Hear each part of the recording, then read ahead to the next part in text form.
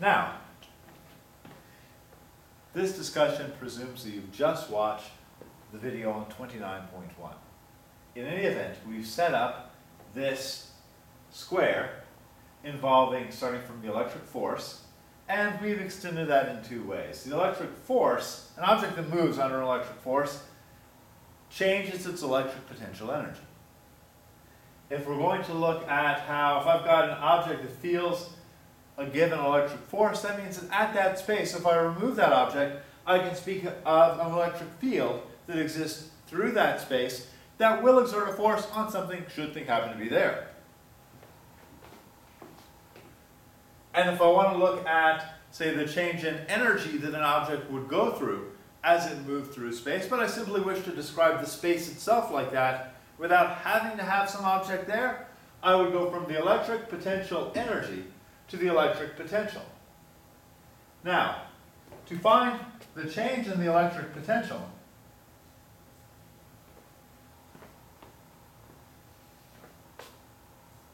that is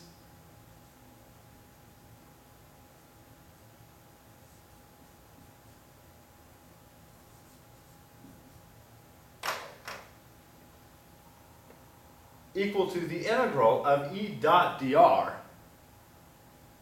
integrated over a particular path. Now, I'm going to start with these two most complex equations because, happily, ideally, we're going to hit cases where this will simplify. So let me put these here. The change in electric potential is equal to negative the integral from the initial position to the final position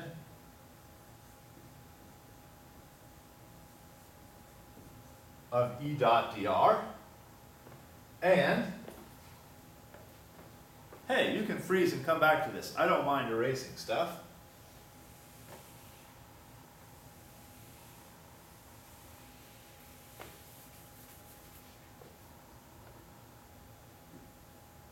The electric field in a given direction is equal to negative the derivative of some function that describes the electric potential in that direction. Let me do a couple of examples of each one. Let's take a very simple example of this. Suppose, and this is here just for illustration's sake. We have set up some parallel plate capacitor, and despite how I've drawn it here, actually the separation between these two plates is very small compared to the sides of the two plates, which means that I can say that I've got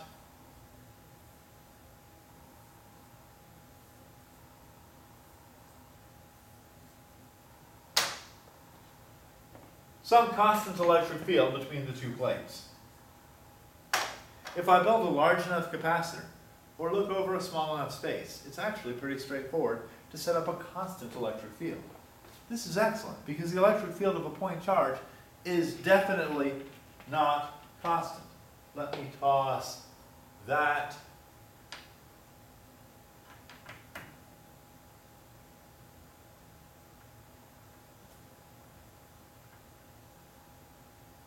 the electric field of a point charge is equal to 1 over 4 pi epsilon naught. One of the reasons why I say, hey, watch the material on chapter 27 at the very least, is to show you where this constant epsilon naught comes from, that it actually represents some characteristic of space. If you want to go ahead and use this as k, as far as you're calculating, fine, lovely. That has not changed. And treating this as k, which is like 8.99 times 10 to the 9th, and you can often just call that 9 times 10 to the 9th. Newton meter squared per coulomb squared. That'll work just fine. Times Q divided by R squared radially outward. So the electric field for a point charge can be tough. Now, if I have a constant electric field, and I look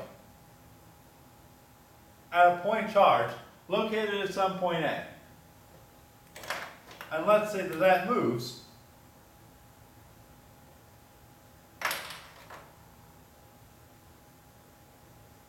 to a point B, what's the change in the electric potential? Well,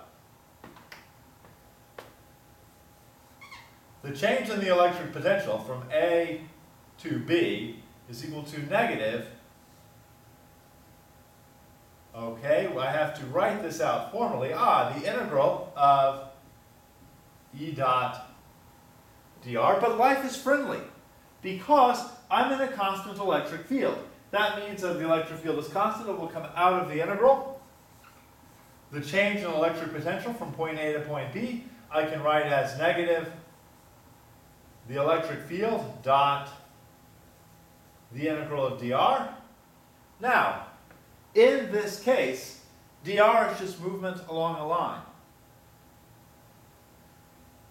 So, the electric field is constant over that. I can just write this as E dot delta R. Now, in this case, the electric field is, as I've drawn it here, from left to right. The displacement is from left to right.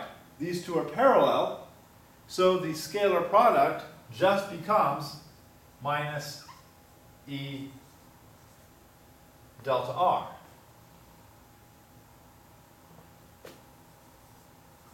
Now, when you look at homework problems in the book, they'll fall into one or two categories.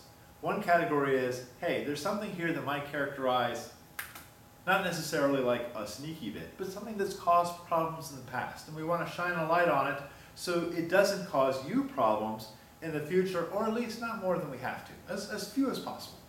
Or sometimes it's like, hey, if I have reasonable number in and reasonable number in, what does a reasonable number out look like? So let's say that I've got a constant electric field with an electric field strength of 362,000 newtons per coulomb, or voltmeters, same thing. And wow, 362,000, that's a large number. Yeah, but it's actually not unreasonable for an electric field.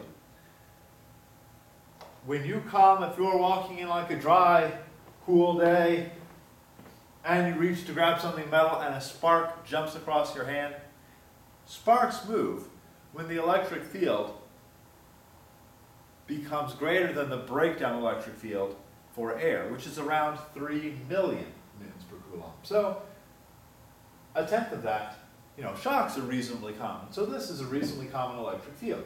Let's say that is delta R is 2 millimeters. Then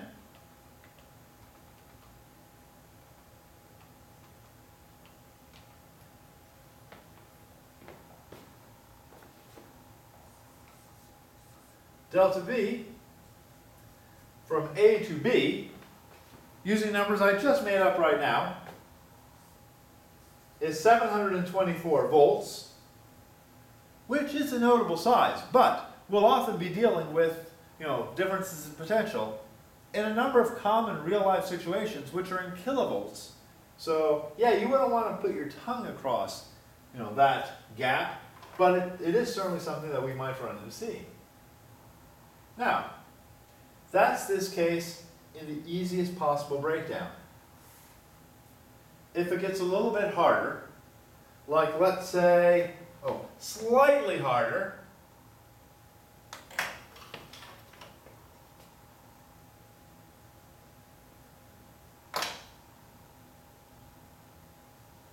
would be from point A to point C. In this case, E dot, I'd still get, a constant electric field, so I'd still move down to this point, but at this point, it would become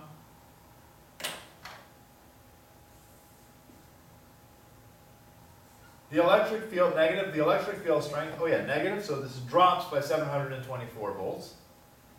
times delta R times the cosine of the angle between them. And hey, you know what? If this is delta R AC, then this is delta R AC cosine theta. It just represents the distance traveled in the electric field.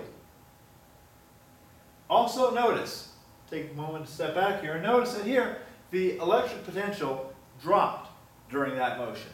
Because if I were to put a point charge at point A, the electric force at that point would be in the direction of point B.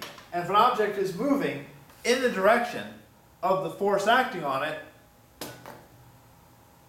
its potential and potential energy are both decreasing.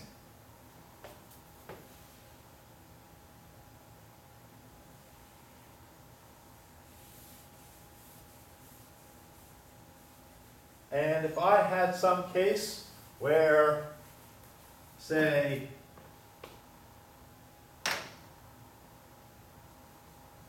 the electric field was given by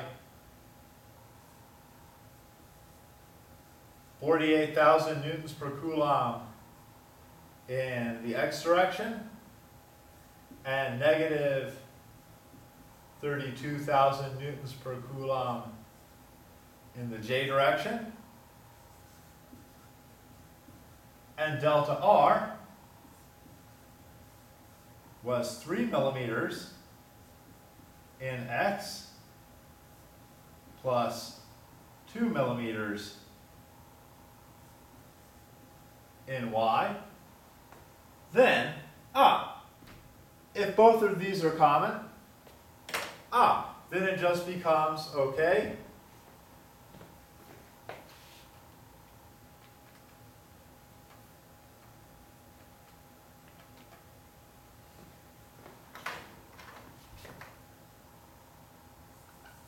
delta V is minus 144 volts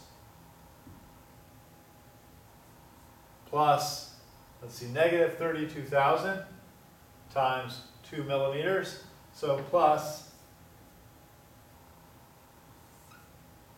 negative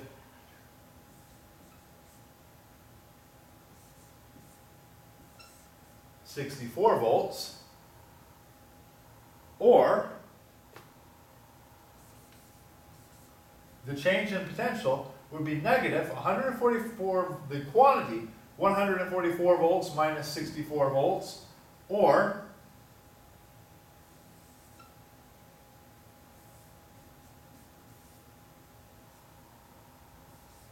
$80 volts. And if I look back at this, I'll leave this for you to check that this is good because of these two numbers. It's good to two significant figures. Actually, and then because of addition, this is the last significant column here. So the tens column is the last significant column. So it's actually 80 volts to 1 sig fig.